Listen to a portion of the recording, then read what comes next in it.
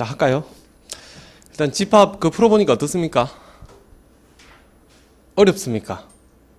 그렇게 안 어렵죠, 그죠? 그래서 요 정도 난이도가 여러분들 한 16문제 나온다 생각하면 되고요. 네 문제는 좀 어렵습니다. 네 문제는. 그러니까 네 문제 그거를 이제 잘 맞추셔야 돼요. 알겠죠? 그러니까 조금 어렵게 공부해 놓을 필요성은 있습니다. 그 다음에 중요한 거는 시간 안에 풀 수 있느냐 없느냐 그겁니다.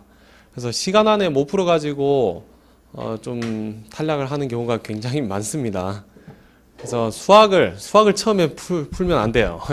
수학을 처음 풀지 마세요. 다 풀고 나서 마지막에 푸세요. 왜 그러냐면 수학을 처음 풀다 보면은 왜 조금만 계산 더 하면 나올 것 같거든. 그럼 풀다 보면 이게 한 3, 4분 잡아먹어 버려요.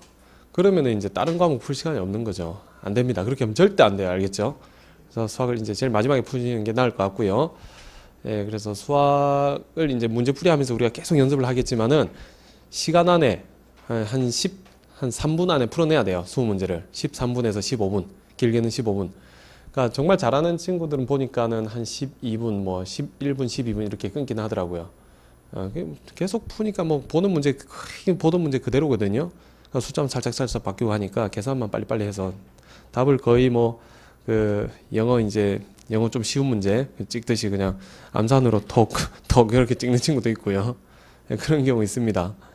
그러니까 쉬운 문제들은 그 정도로 보면 보이잖아요. 그런 식으로 해서 나중에는 거의 시험이 임박하면은 그 정도로 이제 풀어내야 돼요. 알겠죠?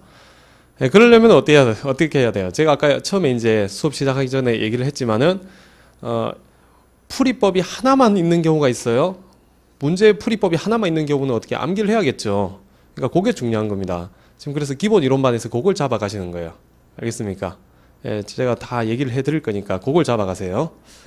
물론 뭐 내용 개념 자체는 수학 개념 자체는 뭐 읽어봐도 이해가 되는 경우가 많을 겁니다. 근데 그런 이제 문제들을 좀 잡아간다 생각을 하시고 들어오시면 될 거예요. 알겠죠? 그리고 중간중간에 질문 있으면 질문하시면 됩니다.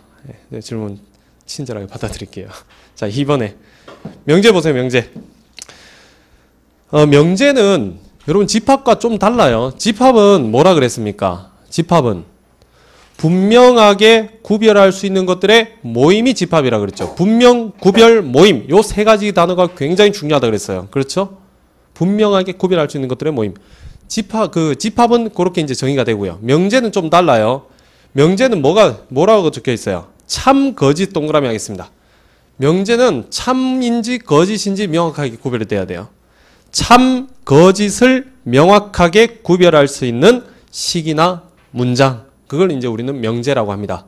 그냥 명확하게 구별한다. 그래서 그게 이제 명제가 되는 건 아니고요. 참인지 거짓인지 구별이 돼야 된다는 거죠. 자, 예를 들어서 이런 것들 될까요? 자, x는 짝수이다. 명제예요, 아니에요? 명제가 될 수 있을까요? 얘는 명제 아닙니다. 명제 아니죠, 그죠? 얘는 참인지 거짓인지 구별이 될 수가 없어요, 그렇죠? x가 짝수가 되면 짝수가 되는 거고 참이고요. x가 홀수가 되면은 짝수가 아닌 게 되는 거죠. 그러니까 거짓이 되는 거죠. 그러니까 x 값에 따라서 참, 거짓이 달라지기 때문에 요거는 명제가 될 수가 없는 거예요. 무슨 말인지 알겠죠? 이건 명제 안 됩니다. 그러면 2는 짝수이다. 자, 요거는 명제 됩니까? 안 됩니까? 요거는 명제가 되겠죠. 그죠? 참인 명제죠. 그렇죠? 2는 짝수 맞잖아요? 참인 명제예요. 무슨 말인지 알겠죠? 요렇게 뭐 x에 대해서 그냥 덩그러니 놔두고 x를 어떤 값이다 이렇게 정의를 안 해주고 x는 짝수이다. x는 뭐 2의 배수, x는 뭐 홀수이다. 뭐 이런 식으로 주면 얘는 명제가 아닙니다. 알겠죠? 마찬가지겠죠? x는 1이다. 명제가 아니에요? 명제가 안 될 수 있습니다. x가 1이면은 참인 명제가 되는데 x가 1이 아니라면 1이 아닌 것이 1이다. 이 거짓인 명제가 되잖아요. 그러니까 x 값에 따라서 달라질 수 있기 때문에 이거는 명제가 아니다. 알겠죠? 이런 것들을 참고로 조건이라 부릅니다. 조건. x는 1이다. 이런 조건. x는 짝수이다. 하나의 조건이라고 얘기를 합니다. 명제랑 조건은 달라요. 자, 그래서 명제는 참, 거짓을 명확하게 구별할 수 있는 수식이나 문장을 명제라고 한다. 자, 집합과 좀 다릅니다. 자, 2번에 명제 부정은요. 부정은 말 그대로 not, 아니다라는 소리겠죠.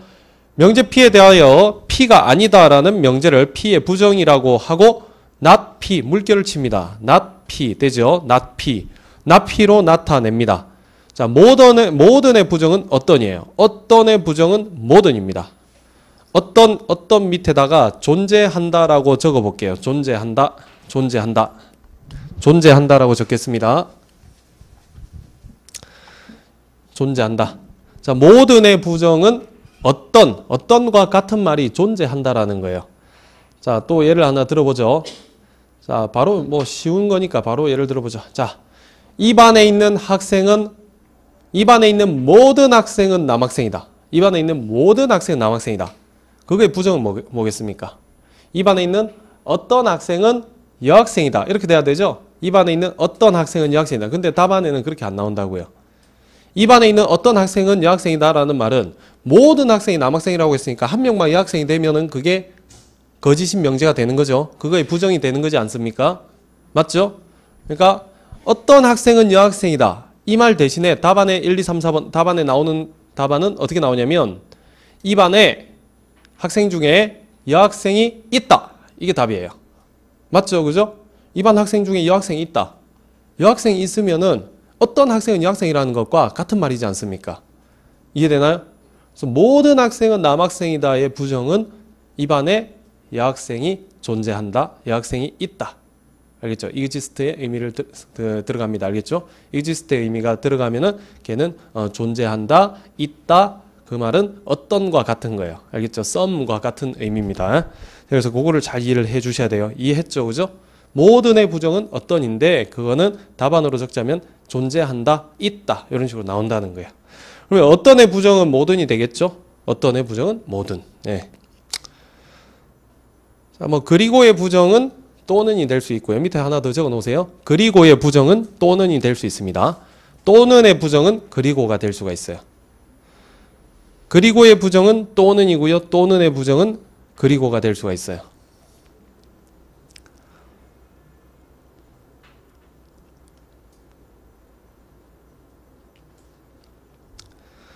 자, 2번에 명제 참거짓 나오죠. 2번에 명제 참거짓.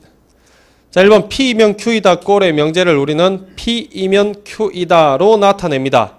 이때 PQ를 조건이라 부르는데요. 조건. 이때 P를 가정, Q를 결론이라고 얘기를 합니다. 그렇죠? P이면 Q다. 그렇죠? P는 가정이고요. Q가 되는 것은 결론입니다. P이면 Q다. 그래서 화살표의 개수를 잘 봅니다.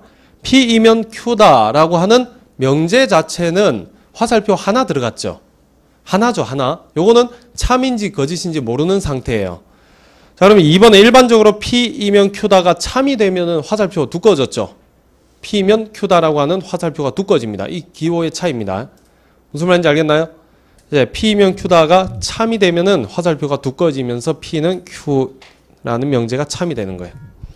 자, 3번에 전체 집합 U의 원소 중에서 조건 P를 만족하는 모든 원소들의 집합을 조건 P의 진리집합이라고 하겠죠. 그죠? 진리집합은 참인 조건만을 다 모아놓은 집합이에요. 그게 진리집합입니다. 자, 두 조건 PQ의 진리집합을 대문자로 나타냅니다. 대문자 P, 대문자 Q로 나타내면은 명제 P면 Q가 참이 되면은 P라고 하는 진리집합은 Q라고 하는 진리집합의 부분집합이 돼야 됩니다. 알겠습니까? 뭐가 더 작아야 된다고요?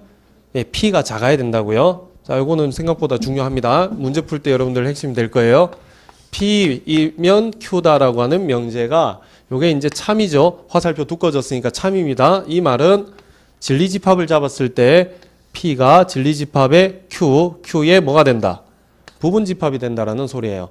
그래서 진리집합 사이의 관계를 가지고 명제 자체가 참인지 거짓인지를 잡을 수가 있어요. 자, 그러면 얘가 거짓이다. 얘가 거짓이면은 얘는 부분집합이 아니면은 되는 거겠죠. 그렇죠? 뭐 간단합니다. 자, 4번에 명제 PQR에 대하여 P이면 Q다가 참이고 Q이면 R이 참이면 모두 참이겠습니까? 그렇죠? 옆에다가 밑줄 쫙 치고요. 밑에다 3단 논법 적어 놓을게요. 3단 논법 됩니까? P이면 Q다가 참이고 Q이면 R이 참이 되면은 P이면 R이 참이 되는 거죠. 예, 3단 논법입니다. 3단 논법. 자, 뭐 논리학이죠. 명제는 논리학이기 때문에 3단 논법 들어가고요. 자, 3번에 조건과 집합되어 있는데 P 또는 Q입니다. P 또는 Q. 조건 P 또는 Q. 또는 동그라미 하시고요. 또는은 집합 사이 관계는 뭐가 되겠습니까? 합집합이죠. 그죠? P 합집합 Q가 되겠고요. 그 다음에 2번에 P 또는 Q의 not이니까 아까 뭐라 그랬어요? 또는의 부정은 그리고라 그랬죠. 또는의 부정은 그리고. 그러니까 not P 그리고 not Q가 되는 거예요. 즉 P의 여집합에 그리고니까 교집합이 되겠죠. 교집합에 Q의 여집합이 되는 거예요. 자, 3번에 P이고 Q는 P 그리고 Q니까 그리고는 뭐예요? 교집합이죠. 그래서 P 교집합 Q가 되고요. 4번에 P의 not은 뭐예요? P의 여집합이죠. P의 not은 P의 여집합이다. not P가 된다라는 말은 P의 여집합이 P가 된다는 소리예요. 자, 이거는 뭐 외울 게 아니고요. 뭐 이렇게 된다라고 하는 거 여러분들이 이해를 잘 하시면 되겠어요. 자, 그다음 명제 사이의 관계가 있죠. 명제 사이의 관계. P이면 Q다라고 하는 조건이 있었어요. 자, 이거 좀 볼까요? 자, P이면 Q다라고 하는. 자, 이게 지금 참인지 거짓인지 알 수 있습니까? 없습니까? 모르죠. 화살표가 두꺼워져야 참인 명제가 되는 거예요. 그럼 P이면 Q다라고 하는 이건 명제 자체예요. 요 명제에 대해서 역을 찾아라 하면은 이렇게 가주면 되겠죠. 역을 찾아라. 역은 뭐가 되겠어요? 예, 가정과 결론이 뒤바뀌는 형태예요. 그럼 Q이면 P다가 참이 되는 거죠. 참이 되는 게 아니고 참과 거짓은 아직 모르는 상태예요. 가정과 결론을 바꾸세요. 자, 요 과정을 우리는 E라고 부릅니다. E는 뭡니까? 가정의 부정은 결론의 부정이다. 요게 이제 E예요. E 되겠습니까? 자, 요걸 우리는 대우명제라고 부르거든요. 대우명제. 대우는 E를 다시 역을 만든 거예요. E에서 역으로 가면 어떻게 되겠습니까? 가정과 결론이 자리가 바뀌죠. 그러니까 not Q는 not P가 되는 거죠. 요 관계를 P이면 Q다라고 하는 명제에서 대우 명제는 뭐가 된다고요? not Q이면 not P가 되는 거예요. 자리가 가정과 결론 자리가 바뀌면서 부정이 들어가는 거예요. 자, 얘는 이 관계가 되나요? 이 되죠, 그죠?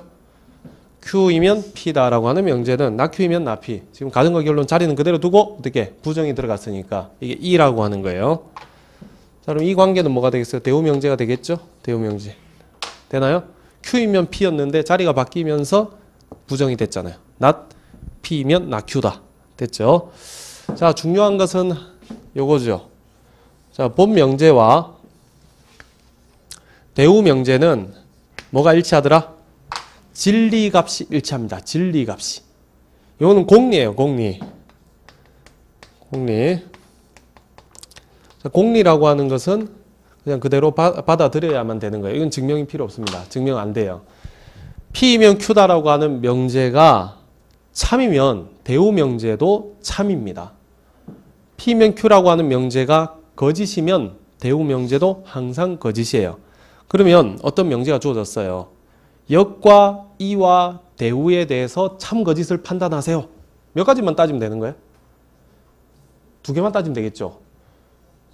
명제와 대우 명제 중에서 하나 따지고요. 쉬운 거. 그렇죠? 얘가 참이면 얘도 참이니까. 그 다음에 역과 이 중에서 쉬운 거 하나 따지세요. 이가 참이면 뭐도 참이에요? 역도 참이 되겠죠. 그렇죠? 서로 대우 관계에 있으니까. 되나요? 자, 그래서 요거 항상 대우 관계에 있는 명제는 어떻다? 참이 된다. 그래서 우리가 이걸 왜 배우냐면 증명하는 과정 중에서 있죠. 증명하는 과정 중에서 대우 명제를 굉장히 많이 씁니다. 대우 명제. 대우 명제로 바꿔놓고 증명을 하면 훨씬 더 간단해져요. 직접 증명법보다는 대우 명제를 이용하는 간접 증명법이 훨씬 더 효율적일 때가 있다는 거예요. 그래서 이걸 배우는 거예요. 되겠습니까? 그런데 뭐 여러분들한테 문제로 내기에는 요거 대우 명제에 대한 거는 뭐 어떤 문제밖에 안 나오겠어요? 대우 명제가 뭐 참인가 아까 얘기했죠? 참인지 거짓인지 찾아보세요. 뭐 이런 거. 아니면은 P면 Q다가 참이고 뭐 Q면 R도 참이에요. 그때 참이 되는 모든 명제를 다 찾아보세요. 예, 그런 문제 좀 이따 풀어볼 건데요. 그런 문제에서 요 대우 명제에 대한 내용을 낼 수가 있어요. 그렇죠? 뭐 증명해보라 이런 거는 뭐 우리 시험 성격이 안 맞잖아요. 그렇죠? 자, 그러니까 자 1-1번 됐고요. 2번 보면은 본 명제의 진리값과 대우 명제의 진리값은 반드시 일치합니다. 본 명제의 영명제의 진리값과 이 명제의 진리값은 일치한다. 둘은 어떤 관계인데? 둘은 대우 명제 관계이기 때문에 그렇습니다. 자, 그러나 본 명제 진리값과 이 명제 진리값은 반드시 일치하는 것은 아니다. 그렇죠? 무슨 말인지 알겠죠? 대우 관계에 있는 것만 일치하고요. 나머지는 일치하지 않는다. 자, 그 얘기를 하고 있는 거예요. 자, 2번에 필요 충분 조건. 자, 문제 적용되는 게 많이 나오네요, 여기. 필충, 필요 충분. 요거 문제 적용 많이 될 거예요. 자, 명제 PQ의 진리 집합을 각각 PQ라 하면 1번에 명제 P이면 Q다라고 하는 명제가 참일 때, 즉 P이면 Q다가 참이 될 때 P는 Q에 뭐가 된다고요? 그렇죠. 부분 집합이 돼야 됩니다. 자, 이렇게 되면 P는 Q이기 위한 무슨 조건? 충분 조건. 요것만 밑줄 쫙 치겠습니다. 자, 두 개가 있는데요. 하나만 외우세요. 하나만. 자, 저기서도 봤지만은 P이면 Q라고 하는 명제가 참입니다. 참이면은 진리집합 P가 진리집합 Q에 뭐가 돼야 된다? 부분 집합이 돼야 되죠. 자, 그러면 그림을 그리자면 요거지 않습니까? 됐죠? 자, 요때 우리는 뭐라고 얘기하냐면 P는 Q이기 위한 충분한 조건이다 라고 얘기를 해요. 충분한 조건. 자, 방향을 잘 봐야 됩니다. 자, 어떤 입장에서 생각을 하냐면 P는 Q이기 위한, P가 Q의 부분 집합이 된다. P가 Q에 들어가기 위해서 생각을 합니다. 토끼가 사자굴에 들어가기 위해서 생각을 하는 거예요. P가 Q에 들어가기 위해서 지금 충분한 조건입니까? 충분한 조건이죠. 그죠? 그러면 반대로 Q가 P에 들어가기 위해서는 충분한 조건입니까? Q가 더 크기 때문에 P에 들어갈 수가 없는 거죠. 그죠?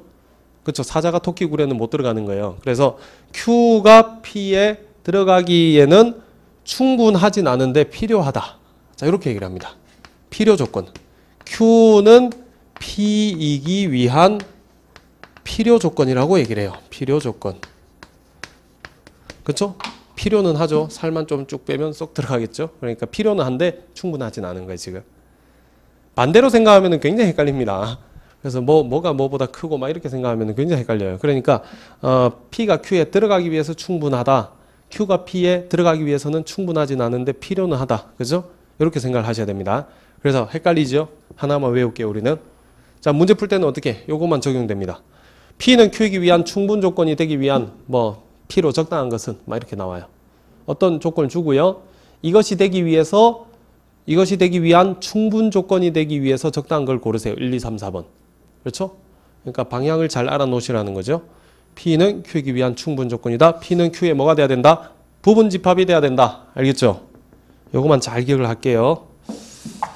자, 충분 조건만 기억하시고요. 필요 조건은 반대가 될 것이다. 그 다음에 2번에 필요 충분 조건은 뭐겠습니까? 서로 이제 그렇죠? 충분하고 필요하면 되니까 완전히 동치 조건, 완전히 같은 조건을 의미하는 거예요. 그래서 이거는 기호는 화살표, 양방향 화살표를 씁니다.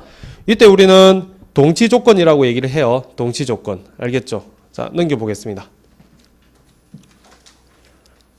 자, 3번 보세요. 기출문제. 자, 3번에 실수 A, B에 대해서 A 플러스 B는 0보다 크고 A 곱하기 B가 0보다 큰 것은 그렇죠? A가 0보다 크고 B가 0보다 크기 위한 어떤 조건입니까?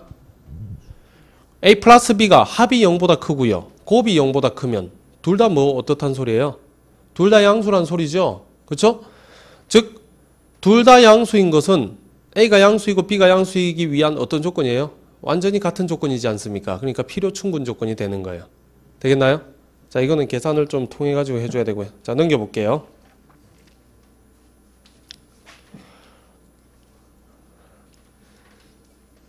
자, 11번 먼저 풀고 그 다음에 10번 볼게요. 11번에 X는 A가 A이고 Y가 B이면 X는 A이고 Y가 B이면 X 플러스 Y는 A 플러스 B이다. 이게 참이래요. 참입니다. 참이죠. 그죠? 다음 명제 중 참인 명제는 어떻게 되겠습니까? 대우 명제 찾으라는 거 아니에요. 그렇죠? 대우명제 한번 찾아보세요. 몇 번이에요? 자, 쉽게 나옵니까? 그렇죠? 이거의 부정은 뭐라 그랬습니까? 또는 이라 그랬지 않습니까? 그러니까 답은 5번이 되겠죠? 할 수 있겠어요? 예. 자, 이렇게 간단하게 풀 수 있고요. 자, 그러면 이제 한 1분 드릴 테니까 10번을 한번 풀어보십시오, 여러분. 10번. 자, 요거는 조금 생각을 하셔야 될 겁니다. 10번. 자, 집합 사이의 관계를 잘 파악을 합니다. 집합 사이의 관계.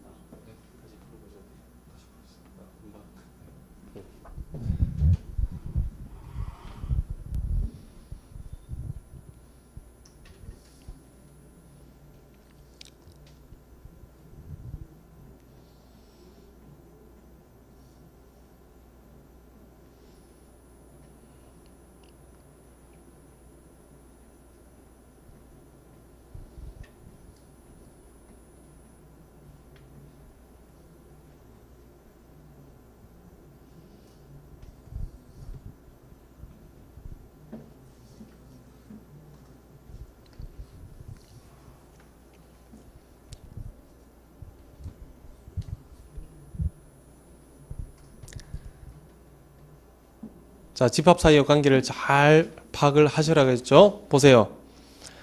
P가 Q이기 위한 무슨 조건이요? 충분한 조건이니까 제일 먼저 이걸 먼저 파악을 하셔야죠. 그죠? 아, P가 Q이기 위한 충분한 조건이니까 화살표는 우측으로. 그렇죠? 우측으로 이렇게 벌어지는구나. 자, 그러면 화살표가 우측이니까 그러면 얘는 어떻게 돼야 돼? 진리집합 사이의 관계는 P가 Q의 부분 집합이 돼야 되겠죠. 그럼 일단 이 집합을 완전히 우리가 파악을 합시다. 일단 x제곱 마이너스 3x 플러스 2는 0보다 작거나 같은 요런 이제 x들의 모임이거든요. 그럼 이걸 인수분해를 해서 부등식을 풉시다. 인수분해하면 1, 2, 마이너스 마이너스 이렇게 되겠죠. 얘는 x 마이너스 1에 x 마이너스 2가 0보다 작거나 같다.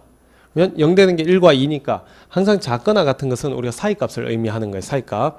이게 이제 부등식 풀면은 더 이제 좀 당연하게 와닿을 겁니다. 작거나 같으면은 사이값.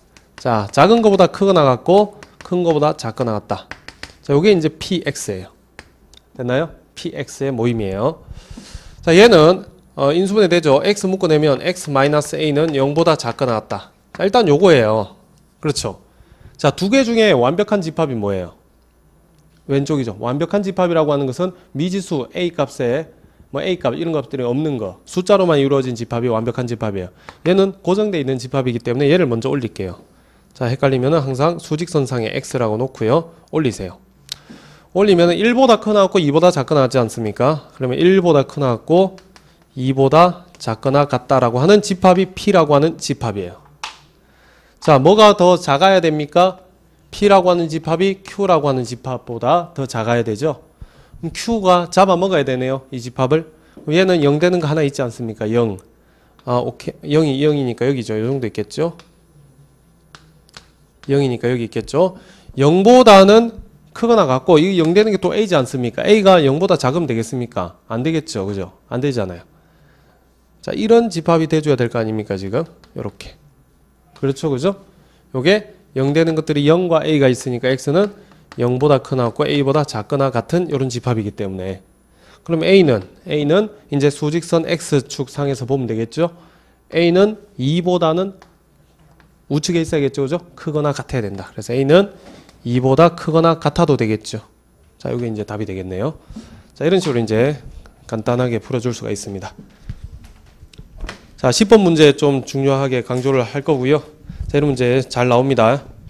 자, 아직 그 시험에는 안 나왔어요. 명제 자체가 이게 안 나왔기 때문에 이거 나오면 이렇게 푸시면 됩니다. 알겠죠? 먼저 뭘 찾자? 고정시킬 수 있는 집합을 찾아서 수직선 상에 올리자. 그 다음에 움직일 수 있는 값을 가지고 범위를 잡아줍니다. 알겠죠? 자, 됐습니다. 이제 쭉 넘길게요. 자, 집합 명제 했고요. 앞에 그 몇 문제입니까? 62문제입니까? 62문제 숙제입니다. 금방 풀 거예요. 네. 자, 수체계 보겠습니다. 수체계.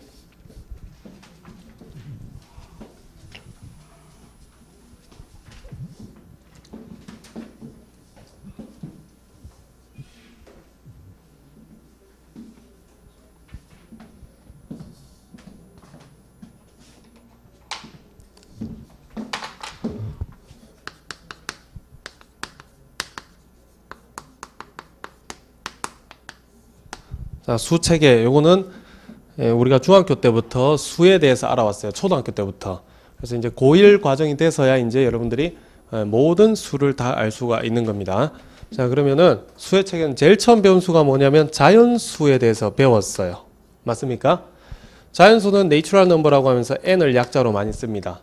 자연수는 실제로 손가락 뭐 초등학교 때 하나, 두 개, 세 개, 네 개 하면서 배우는 거 그거죠. 그러니까 1, 2, 3 하면서 기억나요? 그 초등학교 1학년 때 막 쓰잖아요. 저는 초등학교 1학년 때 배웠거든요.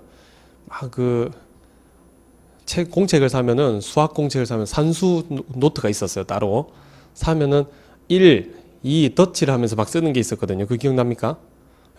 그거 하면서 우리가 초등학교 1학년 때 1, 2, 3, 4 이런 거 배웠다고요. 그렇죠. 그래서 10까지 배우고 11 하면서 막 이런 거 배웠어요. 그 다음에 우리가 뭘 배웠냐면 정수를 배웠어요. 정수를 배우죠. 근데 이 신기한 거는 우리가 정수를 언제 배웠냐면 언제 배웠어요? 중학교 1학년 때 배웠어요. 중학교 1학년 때. 그러니까 초등학교 때는 자연수에 대해서만 아는 거예요. 그 다음에 근데 자연수에 대해서 조금 더 이제 심도 있게 가면은 분수까지 우리가 배웠거든요. 자연수분의 자연수 해가지고. 그렇죠? 근데 정수라고 하는 것은 중학교 때 배운단 말이죠. 그러니까 6년 동안 초등학생들은 정수를 모르는 거예요. 그래서 마이너스 하면 왜 그 계산하면 마이너스가 돼? 하면서 막 이런 얘기를 했잖아요. 그 조카들한테 가서 물어보세요. 1 더하기 마이너스 2는 마이너스 1이다 하면은 모릅니다. 그렇죠? 그래서 6년 동안 그 친구들은 이제 초등학교 때 굉장한 걸 하거든요. 초등학교 때 뭘 배우냐면 끼워 넣어서 답을 찾는 추상적인 그런 수학을 배웁니다. 그게 엄청난 거예요. 그때 이제 창의성이 다 길러지는 거거든요. 초등학교 때 굉장히 머리가 똑똑한 애들은 굉장히 빨리빨리 잘 끼워 넣어요. 그래서 문제 풀라 그러면 숙제해 이러면 엄마 나 숙제 다 했는데 가보면 진짜 다 했어요. 그러니까 굉장히 빨리빨리 끼워 넣습니다. 걔들은. 그러니까 끼워 넣으면서 이런 답도 될 수 있고 저런 답도 될 수 있고 하면서 그거를 이제 배우는 거예요. 그래서 그때 이제 답답하다고 해서 이 새끼 뭐 삼촌한테 물어보는데 야 너 이거 아직 안 배웠냐 삼촌 가르쳐 줄게 하고 그거 가르쳐 버리면 안 되는 거예요. 그러니까 미지수에 대해서 가르쳐 줘 버리고 정수에 대해서 야 이거 빼면은 이거 마이너스를 나온다 이렇게 해버리면은 애들이 이제 사고가 확장이 안 되거든요.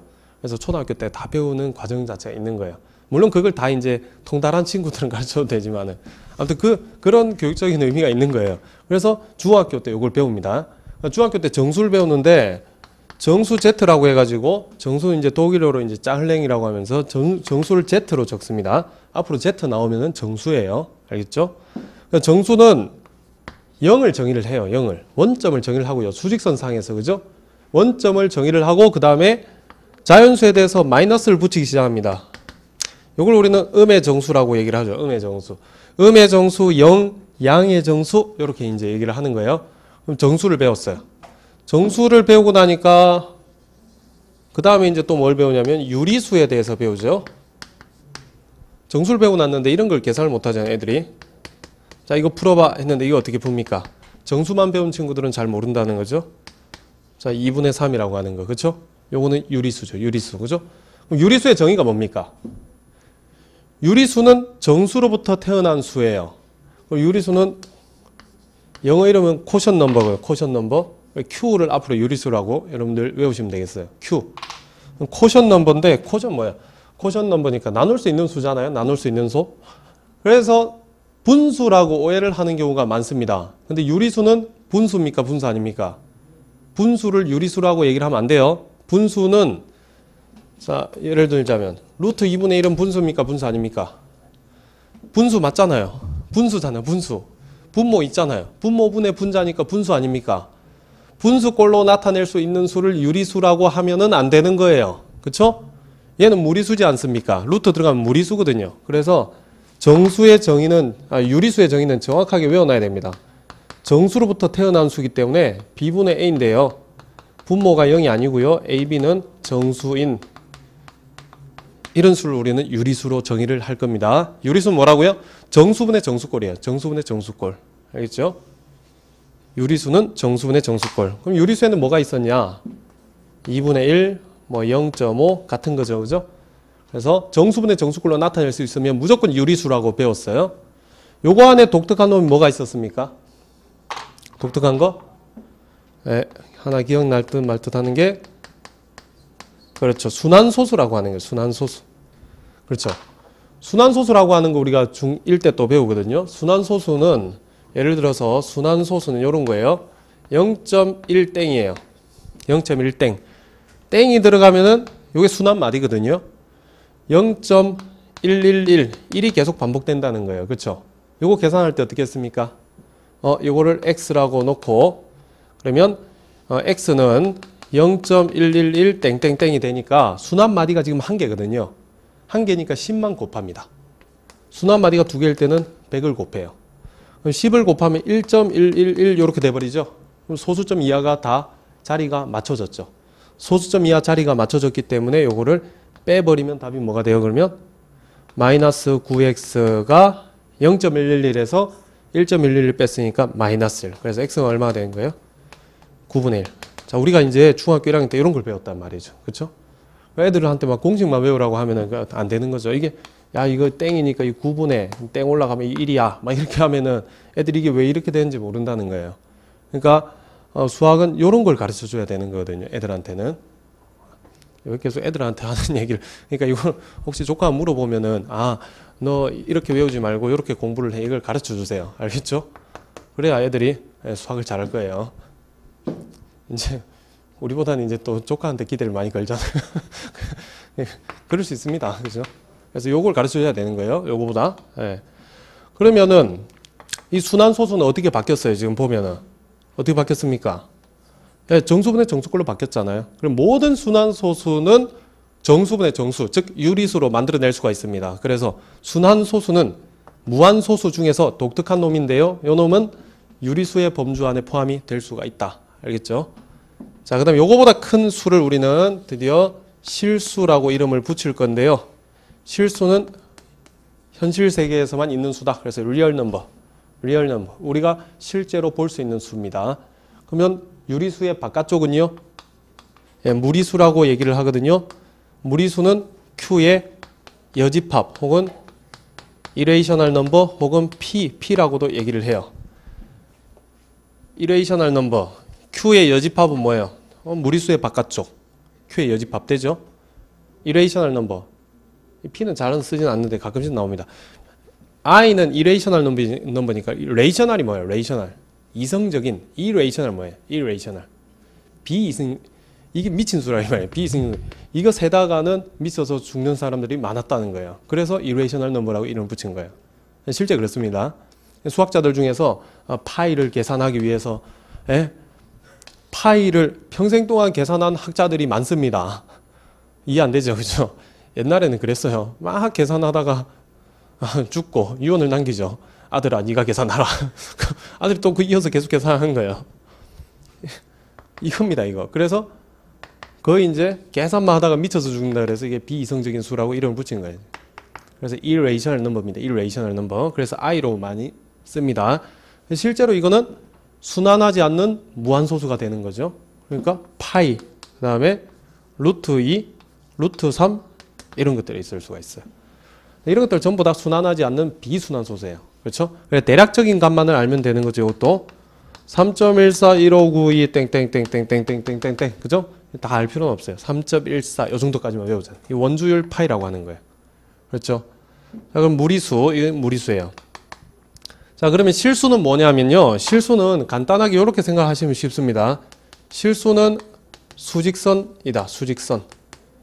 자, 실수. 그래서 수직선을 우리는 실수축이라고 이름을 많이 붙이거든요. 실수축. 문제 풀다 보면 실수축 X, 뭐 실수축, 뭐 이런 말이 많이 나와요. 그래서 중3 때 실수에 대해서 이제 배우는데요. 중3 때 이런 걸 배워요. 자, 이게 X축이에요. 수직선. 자, 모든 수직선 하나, 수직선은 유리수만으로 만들어낼 수 있다, 없다? 없다를 배웁니다. 그걸 어떻게 이제 정의하냐면, 무리수를 배우고 피타고라스 정리를 배우고 나서, 이렇게 이제 정사각형을 하나 만들어내요. 요걸 0이라고 놓고 요걸 1이라고 놓습니다. 그럼 피타고라스 정리에 의해서 정사각형은 요 길이가, 대각선의 길이가 얼마가 되죠? 1의 제곱 플러스 1의 제곱, 루트 2가 되잖아요. 그렇죠? 요걸 이제 컴파스를 가지고 여기다 대고 이렇게 쭉 원을 그립니다. 원을 그리다 보면은 요 지나가잖아요. X축을 지나가죠. 그러면은 요 길이가 뭐가 되겠습니까? 원의 정의는 뭐예요? 원의 중심에서 이르는 거리가 같은 점들의 자취의 방정식이거든요. 원의 중심에서 거리가 다 같아요. 그럼 요 거리랑 요 거리가 어때요? 같아요. 그럼 요 점이 루트 2가 되는 거예요. 그렇죠? 그러니까 어때요? 유리수만으로 수직선을 만들어낼 수 있을 것이다 라고 생각을 했는데 루트 2라고 하는 값이 수직선 상에 떡 올라가더라는 거죠. 이런 것들이 굉장히 많습니다. 또 이렇게 만들면은 요게 루트 2고 이게 1이니까 요거는 루트 3이 되거든요. 그렇죠? 요 루트 3을 또 이제 또 원을 그리면서 만들다 보면 여기 또 루트 3이 또 올라가고 계속 올라가요. 그래서 실제로 유리수보다 무리수가 훨씬 많아요. 그래서 이게 좀 더 깊이 있게 배우면요. 유리수는 셀 수 있을까요? 없을까요? 셀 수 있을까? 없을까요? 어떻게 알았죠? 유리수는 셀 수 있습니다. 유리수는 셀 수 있어요. 그래서 이거를 셀 수 있는 수다. 무리수는 셀 수가 없어요. 그만큼 이제 무리수가 더 많다라는 거예요. 그 정도 알아놓으시면 되겠어요. 그래서 뭐라고요? 이 현미경으로 이렇게 구멍을 뻥 뚫어서 이렇게 보면은 여기에 유리수가 이렇게 뻥뻥뻥 유리수가 들어가 있으면 요 사이사이는 빼곡하게 뭐가 메꿔져 있다고요? 네, 무리수가 다 메꿔지고 있는 거예요. 그러니까 유리수와 무리수의 합집합이 뭐가 된다고요? 실수가 되는 거예요. 그래서 실수는 수직선 하나를 의미한다. 이렇게 생각하시면 되겠어요. 그럼 실수는 수직선이기 때문에 수직선 축 하나 이렇게 나타내면 이건 1차원이라고 얘기를 하거든요. 축이 하나가 늘어날수록 차원이 올라가는 거예요. 1D, 디멘저널 얘기하죠. 요거는 뭐겠어요? X축, Y축 평면. 그렇죠? 막 개미가 막 이렇게 걸어 다녀요. 개미를 어떻게 그릴까요? 개미가 걸어 다녀요. 개미가 막 기어 다녀요. 기어 다니는데 개미는 날 수 없는 개미예요. 여왕개미 말고요. 날 수 없어요. 그럼 어때요? 평면에서 막 움직이죠. 개미는 공간을 볼 수가 없는 거예요. 그렇죠? 개미는 이 평면에서 움직이는 거예요. 그래서 이 2차원입니다. 2차원. 그럼 3차원은 어떻게? 축이 하나가 더 추가되면 되거든요. 축이 하나가 이렇게 더 추가가 됐어요. 그럼 이게 이제 우리가 사는 현실 세계가 되는 거잖아요. 그러면 이 개미가 막 변신을 해요. 날개를 달고 막 날아다녀요. 그래서 여기서 이제 구를 만들고 막 이렇게 하잖아요. 구를 만들고 여기서 평면을 만들고 이게 이제 3D라고 얘기하는 거고요. 여기서 축이 하나가 더 추가되면 뭐겠어요? 4D가 되는 거죠. 그래서 영화관에 뭐 4D 있잖아요. 어떻게 해요? 영화는 보는데 3D는 입체죠, 그죠? 입체인데 안경 쓰고 보잖아요. 4D는 갑자기 막 흔들리죠, 막. 갑자기 흔들리잖아요. 그렇죠? 그 축이 하나 더 추가된 거예요. 뭐 냄새가 나면서 막 흔들리고 막 그러죠? 안 그래요? 물을 뿌려요? 분무기, 그렇죠. 그런 것들. 그런 이제 효과들. 그렇죠. 아, 그래요? 옛날에 아, 그래요? 옛날에 거기 어디죠? 롯데월드인가? 그때 이제 갔을 때 보니까 4D 체험전 해가지고 안에서 하더라고요. 저는 그거를 봤는데, 가니 막 놀이기구잖아요. 막 영화를 보여주는데 막 하면서 막 흔들어요, 막. 그러니까 그게 4D의 원리를 이용을 했구나. 그렇게 할 수 있겠죠. 그래서 여기서 이제 뭐 축이 뭐 T축, 타임축이 하나 추가되면 뭐 타임머신 만들 수가 있는 거죠. 뭐 그렇겠죠. 뭐 이런 거죠. 그래서 실수축입니다. 그래서 실수는 우리 현실 세계에서 이렇게 나타날 수가 있는 거예요. 근데 요거보다 조금 더 큰 수가 있어요. 고등학교 1학년 올라가면 이게 중3 때 배운다 그랬죠. 고등학교 1학년 때 뭘 배우냐면 복소수를 배웁니다. 복소수는 요걸 굉장히 복잡한 수예요. 그래서 컴플렉스 넘버라 부릅니다. 컴플렉스 넘버. 굉장히 복잡해요. 그래서 실제로 계산이 그렇게 간단하게 되지가 않습니다. 그래서 복소수는 이렇게 루트 안의 값에 마이너스 1이 들어가는 수를 우리는 i라고 하면서 허수 단위 i라고 얘기를 할 거예요. 루트 안의 값이 실수까지는 음수가 있다 없다. 루트 안에는 실수 범위까지는 음수가 절대 나올 수가 없어요. 그래서 실수라고 하면 루트 안의 값이 0보다 크거나 같은 값밖에 없어요. 실제로 이거 문제 나옵니다. 루트 fx 주고요. 예? 루트 fx 주고 이게 실수가 되기 위한 조건은 어떻게 됩니까? 어떻게 되겠어요? 실수가 되려면 fx는 0보다 크거나 같은 거예요. 자, 이 조건 문제 줍니다. 그러면 이 조건만 찾아주면 되겠죠? 자, 이게 이제 실수의 성질이고요. 그러면 복소수의 성질은 뭐가 될 수 있다? 뭐가 될 수 있어요? 실수는 항상 어때요? 제곱하면 항상 어떻죠? 0보다 크거나 같은 경우밖에 없잖아요. 그죠? 근데 제곱해가지고 음수가 되는 수가 없겠느냐라고 생각을 해가지고 상상을 해서 만들어낸 거예요. 그래서 상상의 수라고 해가지고 imaginary number라고 부릅니다. 그래서 i예요. i. imaginary number. 그러니까 상상의 수잖아요. 이걸 그래서 상상의 허수, 거짓 수다라고 해서 거짓 허자 써가지고 거짓수, 헛수라고 얘기를 합니다. 그럼 이건 실제로 있다 없다? 없는 거예요. 없는 건데 만들어낸 거예요. 우리가 상상해가지고. 그러면 이 수는 수직선상에 올릴 수 있다 없다? 없다. 자, 실수라고 하는 값에 대해서만 우리가 뭘 따질 수 있냐면 대소 관계를 따질 수가 있어요. 수가 크다 작다. 루트 2가 큽니까? 2가 큽니까? 2가 크잖아요. 어떻게 판단했습니까? 수직선상에서 보면은 루트 2랑 2랑 있거든요. 뭐가 커요? 2가 더 우측에 있는 거예요. 그러니까 수직선상에 올릴 수 있는 수에 대해서만 뭘 따질 수 있다? 대소 관계를 따질 수가 있는 거예요. 얘는 수직선상에 올릴 수 있습니까? 없어요. 그럼 i가 큰지 2i가 큰지 대소 비교를 할 수 있다 없다? 없다라는 거예요. 자, 그 정도 이제 성질을 다 가지고 있는 거예요. 이걸 왜 만들어냈냐면 실제로 복소수는 조금 더 배우다 보면은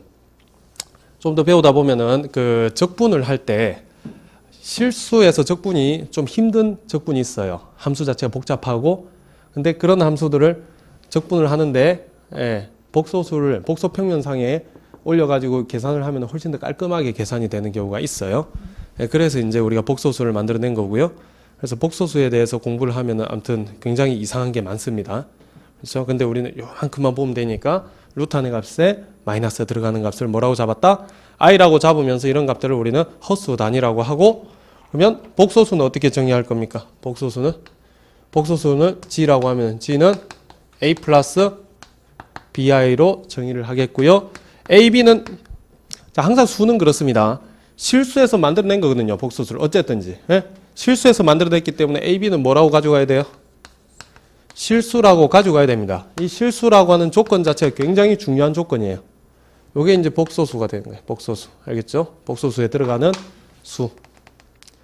그럼 a가 0이면 뭐겠어요? b가 0이 아니면 b만 남았어요. a를 우리는 실수 부분이라고 얘기를 하고요. b를 허수 부분이라고 얘기를 하거든요. 그러면 b가 없어지면 이건 뭐가 되겠어요? 실수가 되겠죠. 그럼 a가 없어지면 얘는 살아있으면 순수하게 허수 부분만 남았다 그래서 순허수라고 부릅니다. 순허수. 그쵸? 순수하게 허수만 남았잖아요. 그래서 순허수라고 얘기를 해요. 그럼 둘 다 0이 아니면은 순허수가 아닌 복소수.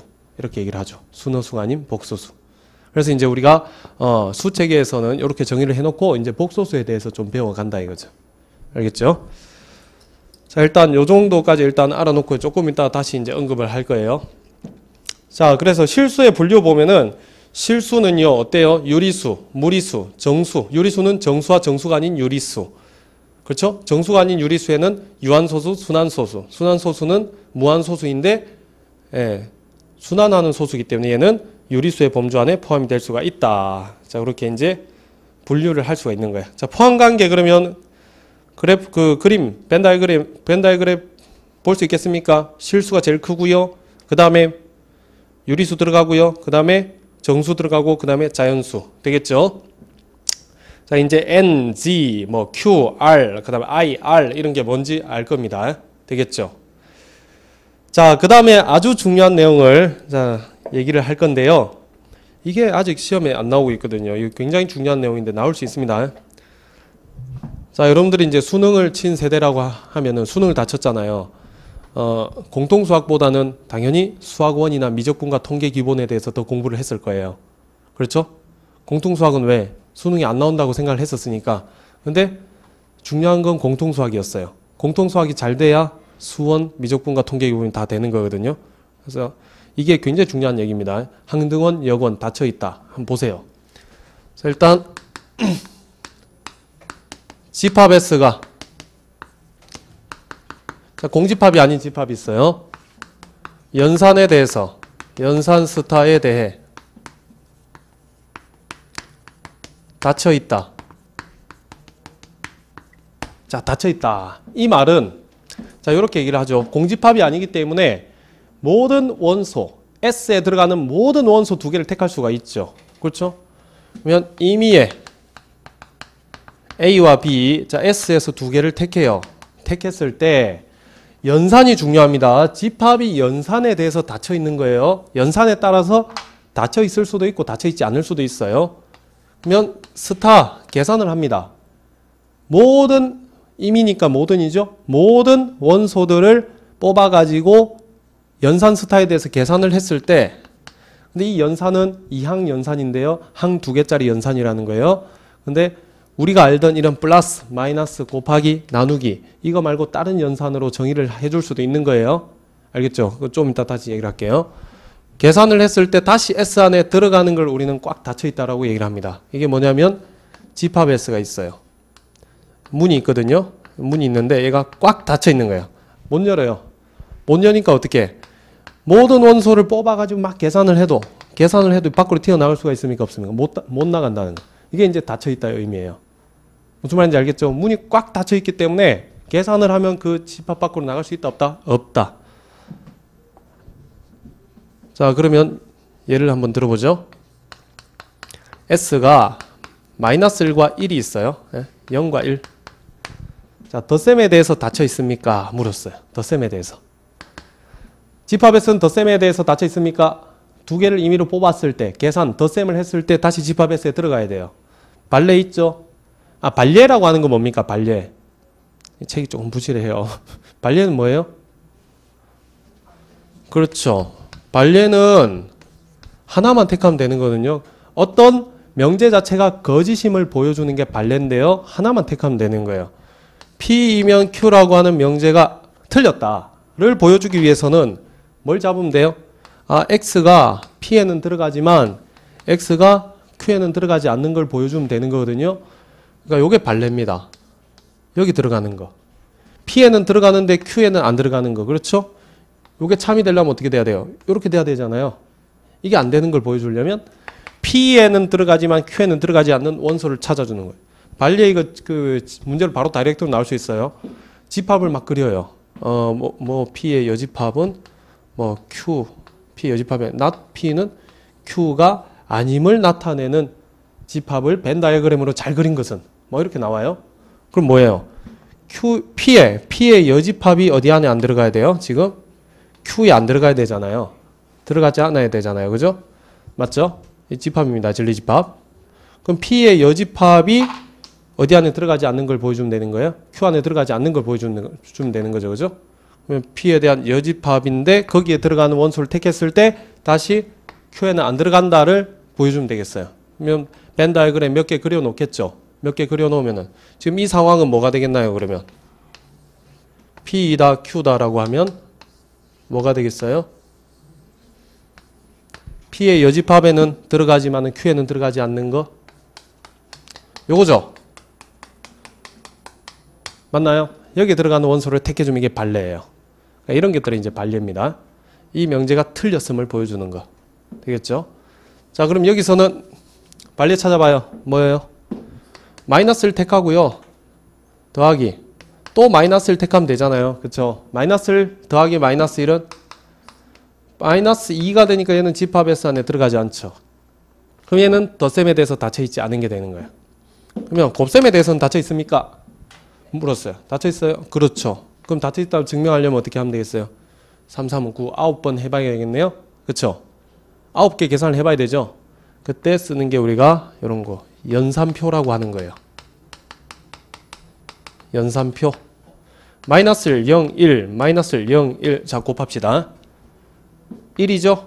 곱하면 0이죠? 곱하면 마이너스 1이죠? 곱하면 0이죠? 곱하면 0이죠? 곱하면 0이죠? 곱하면 여기도 0이죠? 곱하면 마이너스 1 곱하면 1. 자, 이것들이 전부 다 어디 안에 들어갑니까? 이것들이 전부 다 와장창 S 안에 들어가잖아요. 그럼 집합에서는 곱셈에 대해서 닫혀있다가 되는 거예요. 할 수 있겠죠? 그죠? 자, 이런 것들. 이게 이제 닫혀있다의 정의입니다. 자, 그리고 아까 뭐 이항 연산에 대해서 얘기를 한다 그랬죠, 제가. 자, A 스타 B를 내가 이렇게 정의를 해 놓을 수가 있어요. 이렇게 정의를 할 수 있겠죠? 맞나요? A 곱하기 B에 플러스 A1 마이너스 3. 이게 이제 우리가 사칙 연산을 가지고 내가 새롭게 만들어낸 연산이에요. 그럼 A 스타 B는 이런 연산이에요. 덧셈도 아니고 곱셈도 아니고, 그죠? 얘는 2 스타 3은 얼마가 되겠나요? 2 곱하기 3에 플러스 2에 빼기 3. 맞나요? A 대신에 앞에 거 2 집어넣고요. B 대신에 뒤에 거 3을 대입해주면 되는 거예요. 그대로 2, 3 플러스 A니까 2, 요거는 그대로 마이너스 3. 계산하면 얼마가 돼요? 예, 5가 되죠. 자, 이렇게 계산하는 게 이항 연산. 그래서 임의의 연산은 굉장히 많이 만들어줄 수가 있는 거예요. 세상에 연산은 굉장히 많습니다. 알겠죠? 이것밖에 없는 건 아니에요. 사칙 연산만 있는 게 아니에요. 자, 그럼 닫혀있다 정의를 했습니다. 닫혀있다. 이해되죠? 닫혀있다. 그러면 항등원. 연산 스타에 대한 항등원.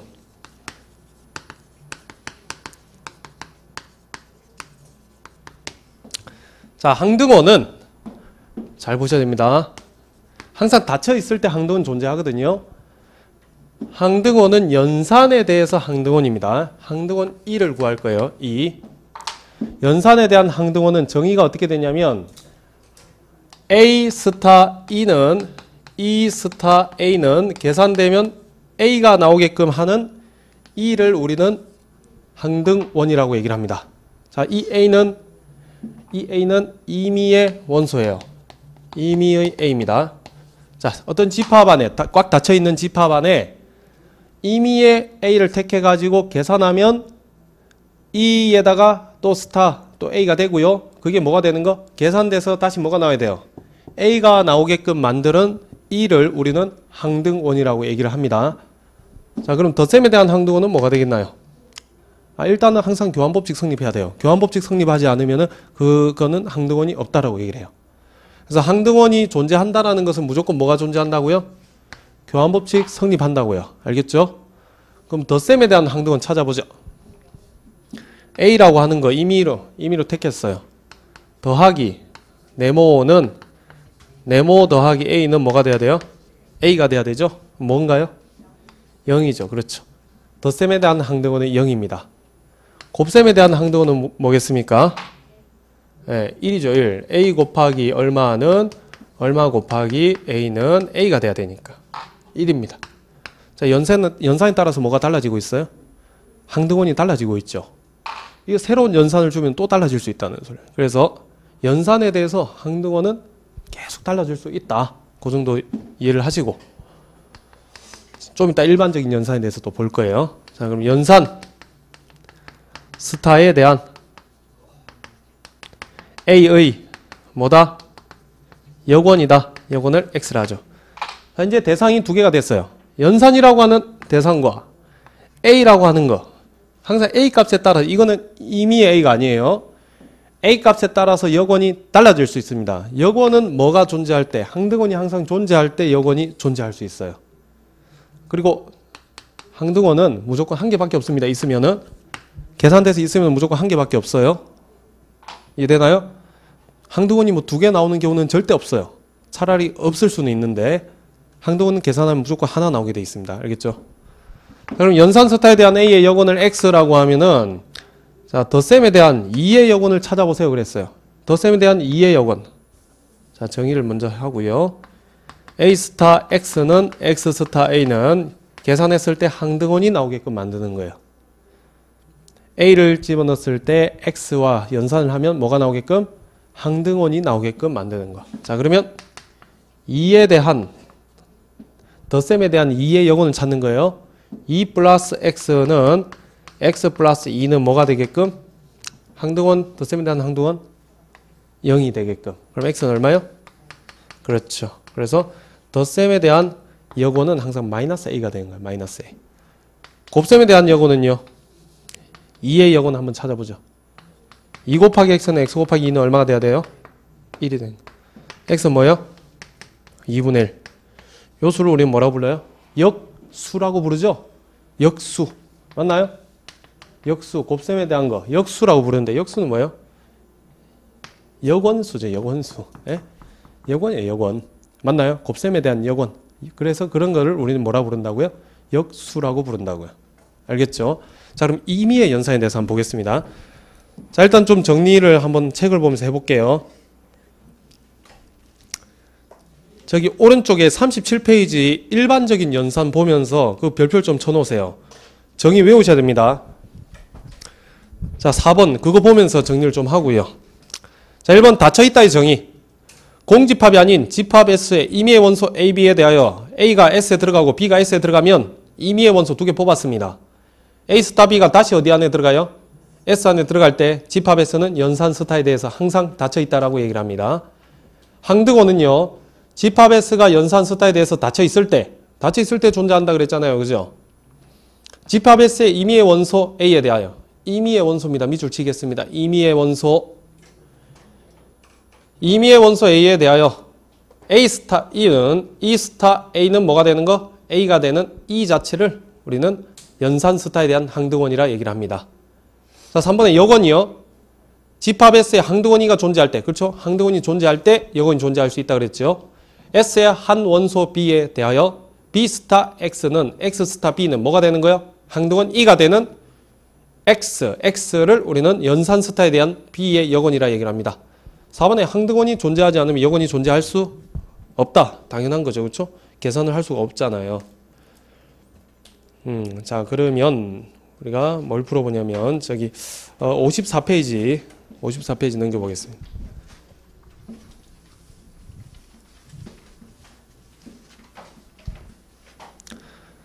자, 18번 보이죠? 54페이지 18번. 자, 임의의 두 실수 A, B에 대하여 연산이 있는데요. 연산이 뭐예요? A 다이아몬드 B죠. 이게 뭡니까? A-1에 B-1에 플러스 1이에요. 자, 여기서 항등원 구하라 그랬네요. 그쵸? 항등원. 자, 이거 계산할게요. 계산해도 상관없어요. AB에 마이너스 A에 마이너스 B에 플러스 얼마요? 2겠죠. 그죠? 자, 일단 교환법칙 성립합니까? 자, 다시 한번 볼게요. AB에 마이너스 A 마이너스 B 플러스 1 플러스 1이니까 플러스 2. 자, 이거 교환법칙 성립합니까? A 다이아몬드 B랑 B 다이아몬드 A랑 같아요? 예, AB 마이너스 A 마이너스 B 플러스 2랑 BA 마이너스 B 마이너스 A 플러스 2랑 같죠? 같습니다. 그죠? 그럼 여기서 항등원 찾아볼게요. A 다이아몬드 E가 뭐가 되는? A가 일단 교환법칙 성립하는 거 확인했으니까 A가 되는 뭘 찾아요? E를 찾으면 되는 거죠. 그럼 A 다이아몬드 E는 A가 되는 거. 자, 요걸 계산을 해야 됩니다. 자, 그대로 계산하면 이건 뭐가 돼요? B 대신에 E를 대입하면 되겠죠. A, E, 마이너스 A, 마이너스 E, 플러스 E는 A가 되는. 그렇죠. 뭘 찾는 거예요, 우리는? E. 항상 목표를 가져가세요. E를 찾는 거예요, E. 그럼 E에 대해서 풀어내야겠네요.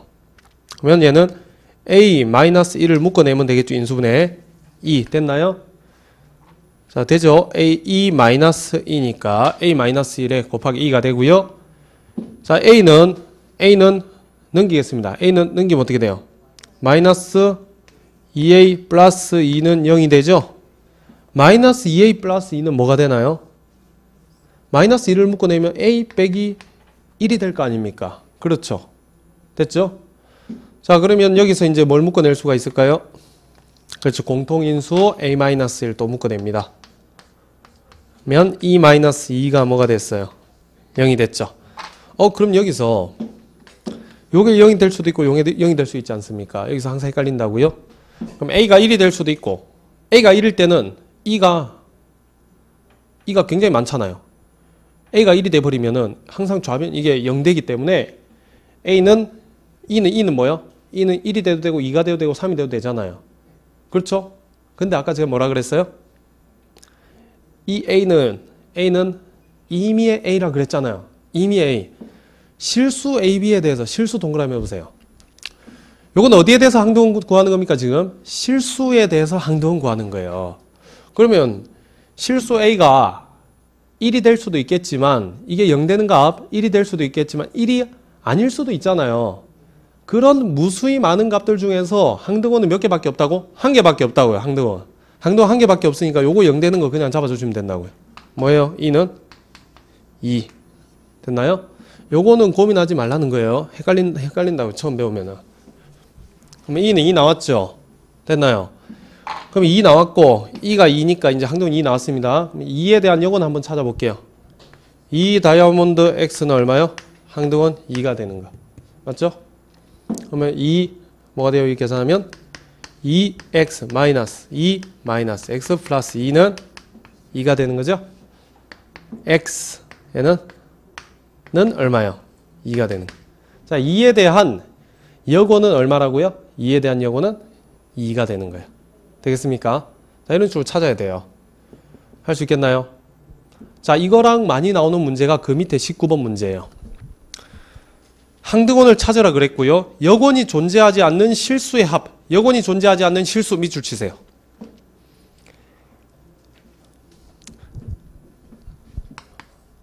자, A 스타 B는 뭐라고요? AB-A-B 플러스 2라 그랬죠?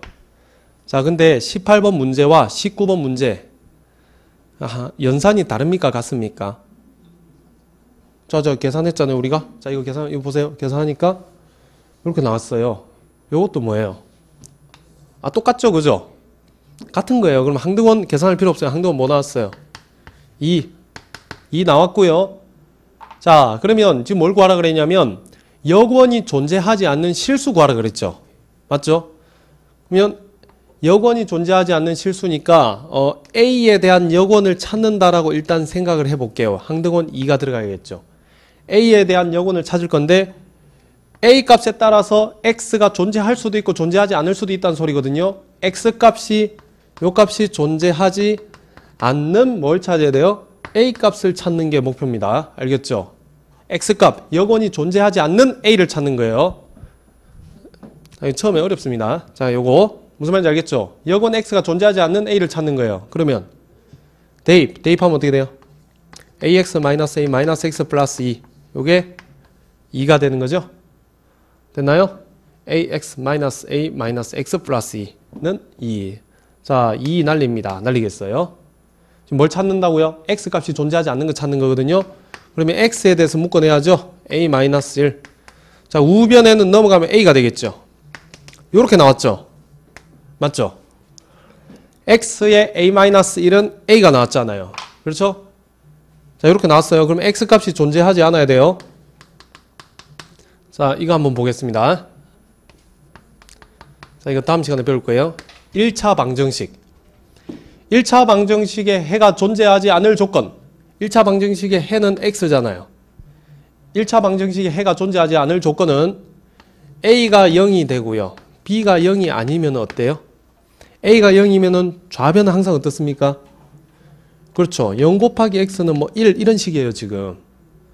좌변에 X에 뭘 대입하든지 간에 관계없이 항상 0이 나오고요. 우변은 뭐가 나와요?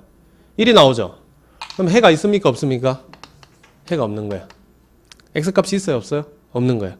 그럼 A가 0이 되면서 B도 0 되면 어떻게 돼요? A가 0이 되고 B가 0 되면 얘 0 되고 얘 0 되면 0 곱하기 X는 0이 되니까 해가 몇 개 있어? X값은 무수히 많죠. 해가 굉장히 많은 거야. 요게 이제 1차 방정식을 풀어내는 방법이거든요. 아, 물론 A가 0이 아니면 나눠버리면 X는 A분의 B 하나 나오겠지만. 그렇죠? 그럼 지금 찾는 거는 우리가 뭔데요? X값이 존재하지 않는 경우니까 뭘 따져야 돼요? 자, 요렇게 나와야겠죠. 그죠? 그럼 이게 0 되고요. 요게 0이 되지 않으면 되겠네요. 즉 A가 얼마면? 1이면 되는 거예요. 자, 이제 여러분들이 여기서 외우시면 되는 거예요. 여건이 존재하지 않는 실수를 구하라고 하면은 자, 여기까지 항상 옵니다. 그러면 X의 개수가 0 되는 거 찾아주면 되는 거예요. 이해되나요? 그렇죠? A가 1이면 뭐예요? 0 곱하기 X는 1이잖아요. 0 곱하기 X가 1이 될 수가 없잖아요. 그런 X는 없다고요. 무슨 말인지 알겠습니까? 예, 이해가 됐으면은 굉장히 중요한 문제거든요. 자, 한 1분 정도 들을 테니까 다시 한번 풀어보세요, 여러분들. 꼭 복습하고 넘어가야 됩니다. 풀어보세요.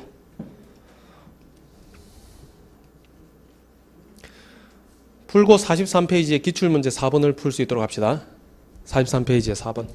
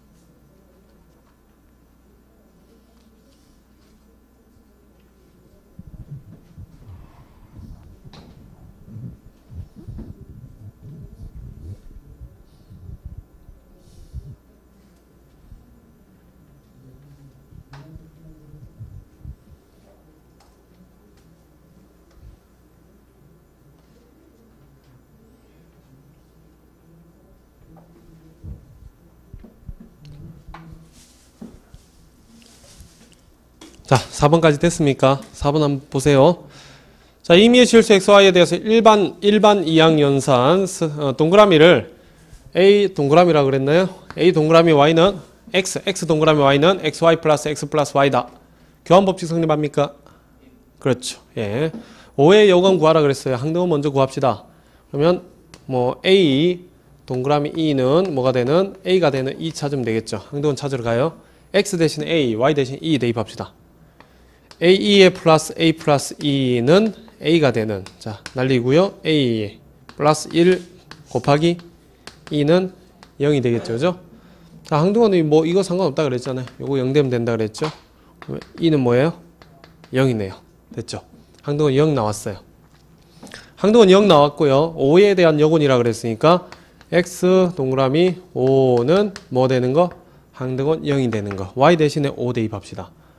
5x 플러스 x 플러스 5는 0이죠? x 찾으면 x는 6x는 마이너스 5니까 x는 마이너스 6분의 5가 되는 거죠. 그렇죠? 이게 답이죠. 되나요? 그래서 상대원 찾고 그 다음에 영원 찾고. 자, 익히셔야 됩니다. 자, 그 다음에 실수의 대소관계 쭉 나오죠. 실수의 대소관계까지만 보고 조금 쉴게요. 자, 실수의 대소관계 보세요. 뭐 쉽습니다. 자, 1번에 실수의 기본 성질은 임의의 실수 A에 대하여 다음 중 단 하나만 성립합니다.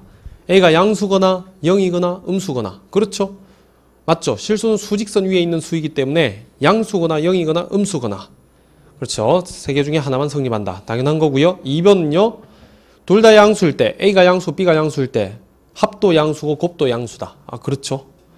자, 3번에 A가 양수면 마이너스를 곱하면 마이너스 A는 음수다. 아, 당연하죠. 자, 2번에 실수의 대소관계. 1번은 됐습니다. 넘기세요. 자, 2번에 A가 B보다 크고 B가 C보다 크면은 당연히 A가 C보다 크겠죠. 3단 논법이죠. 3번에 A가 B보다 크면 모든 실수 C에 대해서 양변에 같은 C를 더하거나 빼도 부등호 방향은 변화가 없다. 그렇죠? 4번 A가 B보다 크고요. C가 B보다 크면 양변에 양수죠. 그죠? 양수 C를 곱하거나 나누면 부등호 방향이 어떻게 돼요? 변화가 없다. 5번에 C가 음수죠. 0보다 작은 값을 곱하거나 나누면 부등호 방향이 어떻게 돼요? 바뀌겠죠. 자, 그런 성질을 갖고 있습니다. 자, 그 다음에 3번에 절대값. 자, 별표를 좀 칠게요. 절대값. 수직선 위에서 실수 A에 대응하는 점과 원점 사이의 거리를 A의 절대값이라 한다. 그렇죠? 원점 사이의 거리입니다. 이해됩니까? 자, 절대값은 원점 사이의 거리를 절대값으로 정의를 해놓은 거예요. 요 거리가 A만큼 되는 거. 여기는 뭐요? 마이너스 A. 여기는 플러스 A가 될 거 아닙니까? 그래서 절대값 A라고 하는 값은 요거랑 같아요. 루트 A제곱. 루트 A제곱은 절대값 A거든요. A제곱의 루트입니다. 루트 A제곱은 전체 제곱이 아니고 요거랑은 달라요. 요거 아닙니다. 요거 아니고요. A제곱의 루트 값이에요. 얘는 절대값 A인데요. A가 0보다 크거나 같으면 뭐예요? 절대값 A는? A가 나오고요. A가 0보다 작으면요. A가 0보다 작은 값이면 예, 마이너스 A가 나온다고. 왜 그런지 알겠습니까? 절대값이라고 하는 것은 항상 거리 개념이기 때문에 음수가 나오면 안 돼요. 절대값 2라고 하는 값은 2예요. 절대값 마이너스 2라고 하는 값은 여기다가 뭘 하나 더 부호를 바꿔줘야 되니까 마이너스를 곱해야 된다고요. 마이너스 2가 돼야 2가 될 거 아닙니까? 절대값은 양수 0보다 크나 같은 값이 나와야 되기 때문에 음수일 때는 마이너스를 하나 더 곱해서 양수로 바꿔줘야 된다 이겁니다. 이게 절대값이죠. 맞나요? 그렇죠? 자, 그래서 A가 0보다 크나 같을 때는 A고요. A가 0보다 작을 때는 마이너스 A입니다. 이 정의를 정확하게 외워놓습니다. 이거 문제 풀 때 쓸 겁니다. 자, 그럼 절대값의 성질은요. 1번 정의죠. 그죠? 절대값 A는 A가 0보다 크나 같으면 A고요. A가 0보다 작으면 마이너스 달아준다. 마이너스 A다. 2번에 절대값 A는 0보다 크거나 같습니다. 그렇죠? 거리 개념이기 때문에 음수가 나올 수가 없어요. 자, 3번에 절대값 A는 마이너스 A의 절대값과 같다. 아, 그렇죠. 그죠? 둘 다 양수 나올 거니까. 4번에 절대값 A 제곱은 어쨌든지 0보다 크나 같은 값이 나올 거니까 A 제곱과 같다. 5번은 AB의 절대값. AB의 절대값은 A의 절대값 곱하기 B의 절대값과 같다. 자, 절대값은 쪼갭니다. 쪼갤 수 있어요. AB의 절대값은 어차피 양수 나올 거 아닙니까? 그죠? 그러니까 절대값 A 곱하기 절대값 B랑 같아요. 6번도 절대값 B분의 A는 절대값 B분의 절대값 A랑 같다고요. 절대값은 이렇게 쪼갤 수가 있습니다. 알겠죠? 나중에 여러분들 뭐 절대값, 성질 요것들 이용해서 문제를 풀어낼 거예요. 성질들만 아시면 되겠어요. 자, 그래서 좀 제가 좀 중요하고 여러분들이 이해하기 힘든 거는 좀 천천히 갈 거고요. 이렇게 뭐 쉬운 것들은 좀 쑥 넘어가려고요. 알겠죠? 이렇게 수업을 할 거니까 그렇게 알아들으시면 되고. 자, 좀 쉬었다가 한 10분 정도 쉬었다 합시다. 예, 쉬었다 복소수 할게요.